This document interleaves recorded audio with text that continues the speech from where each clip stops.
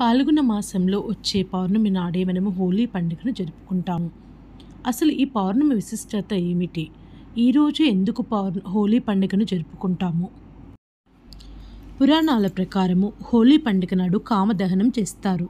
ఎందుకు చేస్తారు అంటే పార్వతీదేవి పరమశివుణ్ణి వివాహం చేసుకోవడానికి సహాయకంగా శివుడి తపస్సును భంగపరచమని కామదేవుణ్ణి అడుగుతుంది. అప్పుడు శివుడి ఏకాగ్రతను భంగపరచడానికి పూలబాణంను వదులుతాడు. పరమశివుడు మూడవ కన్నుతోటి కాముణ్ణి భస్మం చేస్తాడు. అప్పుడు రతీదేవి శివుడి వద్దకు వెళ్ళి వేడుకొనగా తిరిగి బ్రతికిస్తాడు. శివుడి కామాన్ని దహించిన సంఘటనకు ప్రతీకగా కామదహనం చేస్తారు. హిరణ్యక్షిపుడి కుమారుడు భక్త ప్రహ్లాదుడు నిత్యం హరినామ స్మరణ చేస్తూ ఉంటాడు. అది హిరణ్యక్షిపుడికి నచ్చదు. దీనితో ప్రహ్లాదుని ఎలాగైనా హతమార్చాలనుకుంటాడు.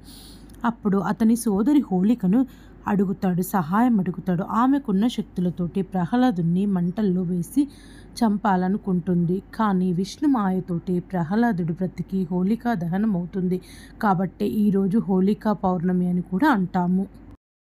పౌర్ణమి అనగానే మనకి ముందుగా నిండు చంద్రుడు గుర్తుకు వస్తాడు. ఈ రోజు అంతా ఉపవాసం ఉండి పౌర్ణమి చంద్రుడిని చూసి రవ్వతో చేసిన వంటలను సమర్పిస్తే కోరిన కోరికలు నెరవేరుతాయి అని చెబుతారు. అంతేకాకుండా ఈరోజు ఎవరైతే శ్రీహరిని పూజిస్తారో వారికి ఐశ్వర్యము లభిస్తుంది. మహాలక్ష్మి జయంతి కూడా ఈరోజే. అమ్మవారికి ఇష్టమైనవన్నీ సమర్పించాలి. పూలు, పండ్లు, పెరుగన్నము, ఆవు నెయ్యితో దీపారాధన చేయాలి. అంతేకాకుండా ఈరోజైతే ఎవరైతే విష్ణు సహస్రనామాలు చదువుతారో వారు కోరుకున్న కోరికలు నెరవేరుతాయి.